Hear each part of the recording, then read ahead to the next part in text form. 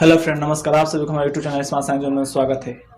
आज हम लोग 10th क्लास का जो सेकेंड चैप्टर है प्रकाश का अपवर्तन, उसके बारे में हम लोग अध्ययन करेंगे। ये प्रकाश का अपवर्तन क्या है और किस किस भौतिक कारकों पर इसका प्रभाव कार्य करता है। तो चलिए हम लोग देखते हैं पहले प्रकाश का अपवर्तन क्या है।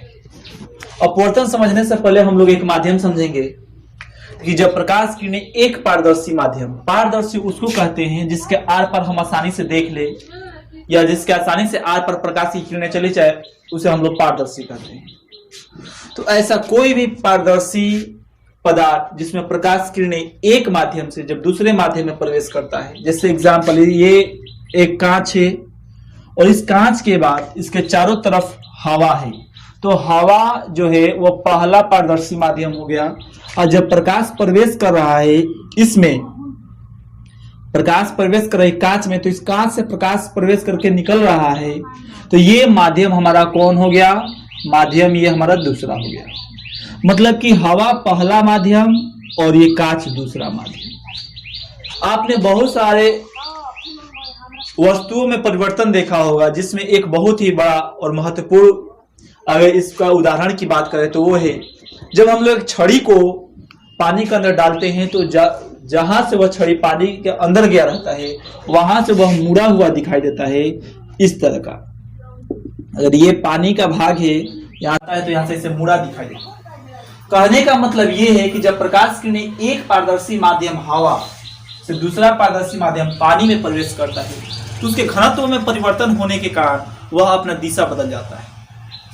उसके घनत्व में परिवर्तन होने के साथ साथ उसके दिशा में भी परिवर्तन होता है, और इसी परिवर्तन को हम लोग कहते हैं प्रकाश का अपवर्तन। तो चलिए हम इसे एक डिफिनेशन की सहायता से समझने का प्रयास करेंगे। सबसे पहला, जब प्रकाश की किरणें एक पारदर्शी माध्यम से दूसरे पारदर्शी माध्यम में प्रवेश करता है, तो उसके दिशा परिवर्तन प्रकाश का अपवर्तन कहलाता है।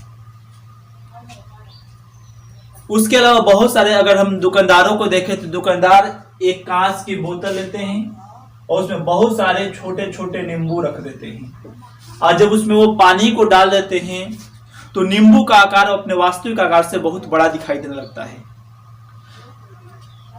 ऐसा इसलिए होता है क्योंकि एक माध्यम, तो जब हम उस नींबू को देख रहे हैं तो पहला माध्यम हम लोग का होता है हवा, जबकि दूसरा जो माध्यम होता है, जैसे हम नींबू को देखते हैं तो वो पानी के घनत्व को पार करके उस तक पहुंचता है, और जैसे ही पारदर्शी माध्यम एक हवा पारदर्शी माध्यम से दूसरे पानी के पारदर्शी माध्यम में प्रवेश करता है, इसके घनत्व में परिवर्तन आ जाता है और इसका दिशा बदल जाता है। तो वैसा ही माध्यम यहाँ पर भी होता है। जब प्रकाश किरणें एक माध्यम से पारदर्शी माध्यम से दूसरे पारदर्शी माध्यम में प्रवेश करता है, तो इसके दिशा परिवर्तन को प्रकाश का अपवर्तन कहते हैं। देखिए, जो प्रकाश का अपवर्तन होता है, प्रकाश के अपवर्तन में हमेशा पारदर्शी माध्यम का होना आवश्यक है। अगर पारदर्शी माध्यम ना रहे तो किसी भी स्थिति में प्रकाश का अपवर्तन होना संभव नहीं। चलिए अब हम लोग बात करते हैं कि ये अपवर्तन के लिए इसमें पाए जाने वाले कौन कौन से मुख्य पॉइंट है। सबसे पहला पॉइंट होता है आपतित किरण। देखिए, आपतित किरण समझने से पहले समझेंगे, ये एक सतह है। सतह के ऊपर का भाग जो होता है ये हवा है, क्योंकि इधर, और ये जो है ये कांच है। तो ये सतह ही वह माध्यम है जो हवा और कांच दोनों को अलग कर रहा है।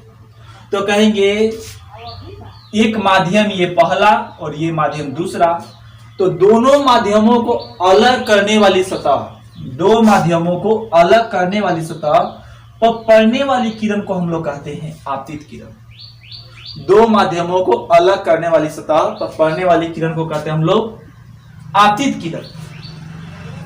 आपतित किरण, देखिए, आपतित किरण जो होता है यह हमेशा कहीं ना कहीं पड़ता ही है, आपतित ही होता है।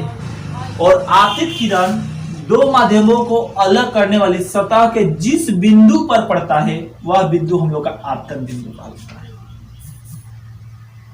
इसको अपने समझने के लिए हम इसे ओ से सूचित भी कर देते हैं, सावधानी पूर्वक और आसान तरीका से समझ सकते हैं इसकी।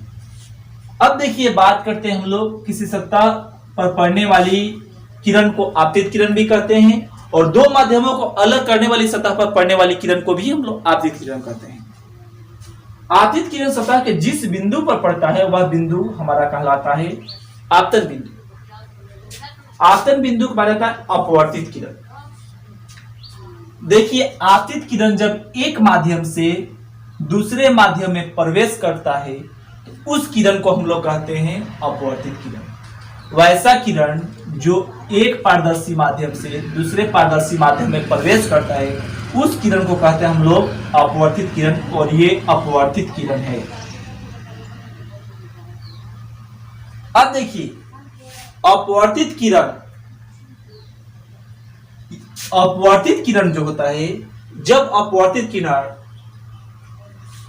दूसरे माध्यम से पुनः पहले माध्यम की ओर मुड़ जाता है तो वो जो किरण होता है उस किरण को हम लोग कहते हैं निर्गत किरण। जब प्रकाश की किरणें में अपवर्तित किरण दूसरे माध्यम से पुनः पहले माध्यम की दिशा में परिवर्तित होता है तो उस किरण को हम लोग कहते हैं निर्गत किरण। निर्गत किरण देखिए किसी सतह पर डाले गए लंब, अब अगला पॉइंट आता है हम लोग का अभिलंब। किसी सतह पर डाले गए लंब को उसका अभिलंब कहते हैं, या किसी सतह के बिंदु पर डाले गए लंब को उसका अभिलंब कहते हैं। अभिलंब के बाद अगला पॉइंट आता है आपतन बिंदु। हम लोग आपतन बिंदु कहते हैं किसको? हमने पिछले वीडियो में देखा था कि जिधर आपतित किरण होता है उधर आपतन बिंदु बनता है, आपतन कोण होता है। तो चलिए हम लोग देखते हैं इधर कह रहा है आपतन कोण। तो देखिए आपतित किरण, आपतन बिंदु और अभिलंब के बीच में जो कोण बनता है इस कोण को कहते हैं हम लोग आपतन कोण। तथा और इसे हम लोग आई से सूचित करते हैं। जबकि अपवर्तन कोण क्या होता है? अपवर्तित किरण आपतन बिंदु और अभिलंब के बीच में यहां जो कोण बनता है जिसे हम लोग आर से सूचित करते हैं, ये कोण होता है अपवर्तन कोण। अब देखिए आपतन कोण और अपवर्तन कोण का बारे में हमने जानकारी प्राप्त कर ली। अब हम लोग देखते हैं कि ये जो प्रकाश है क्या सभी माध्यमों में एक समान होता है? नहीं, प्रकाश सभी माध्यमों में एक समान नहीं होता है, क्योंकि प्रकाश जो होता है वस्तु के घनत्व पर निर्भर करता है कि वस्तु का घनत्व कैसा है। जिस प्रकार वस्तु का घनत्व होता है उसमें प्रकाश का चाल उसी माध्यम के अनुसार होता है। अगर किसी वस्तु का घनत्व कम है, हमने दो वस्तु लिया,